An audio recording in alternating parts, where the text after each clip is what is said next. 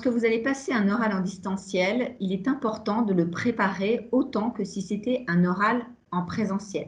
En présentiel, vous allez regarder quel est le chemin pour y aller pour ne pas arriver complètement stressé ou pour ne pas arriver en retard. C'est la même manière d'un point de vue technique. Vous allez anticiper et souvent vous avez des manipulations à faire pour vérifier que vous avez le bon ordinateur, la bonne version de Windows, la bonne application, la caméra. Il y a souvent aussi des vérifications qui sont faites pour éviter qu'il n'y ait de la triche.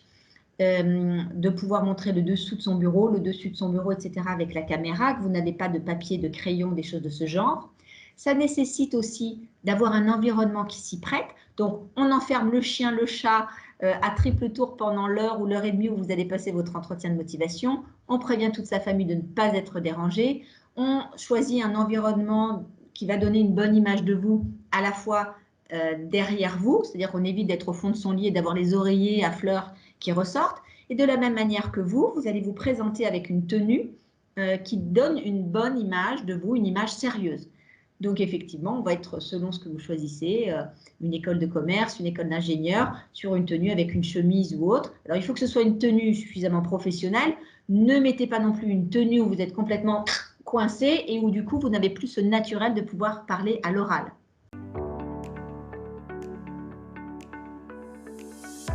Les entretiens de motivation à distance vont durer en général aux alentours de 60 minutes.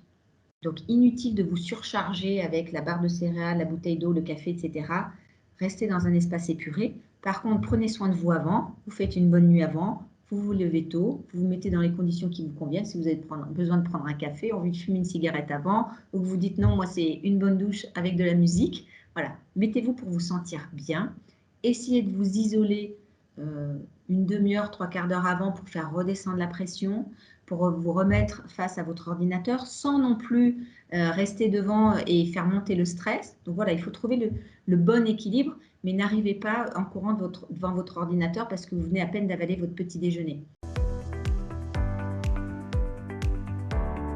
À partir du moment où vous avez travaillé vos idées de fond, où vous les avez répétées une fois, deux fois, trois fois, vous allez manquer de confiance en vous, mais c'est normal, il va falloir vous faire confiance. Mais le jour J, vous allez voir comme naturellement, les idées principales vont remonter et vous les utiliserez avec vos mots parce que vous l'aurez répété plusieurs fois.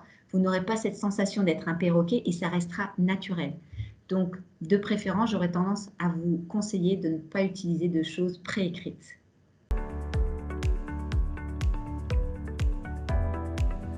N'hésitez pas à avoir une gestuelle. Alors, ni trop, ni pas assez.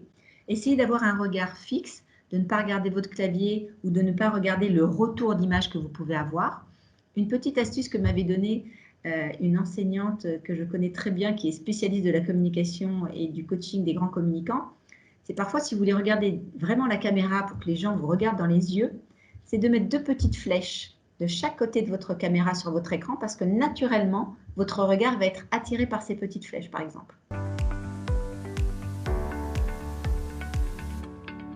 Quand vous recevez votre convocation, lisez vraiment ce guide et cette notice pour avoir tous les éléments en tête. Que vous ne vous rendiez pas compte en dernière minute que la caméra que vous avez ne convient pas ou que vous ne pouvez pas le faire sur une tablette, etc. Parce que là, pour le coup, vous n'avez plus le temps de vous retourner. Donc souvent, vous avez un test à faire en amont qui va porter sur le son, qui va porter sur l'image.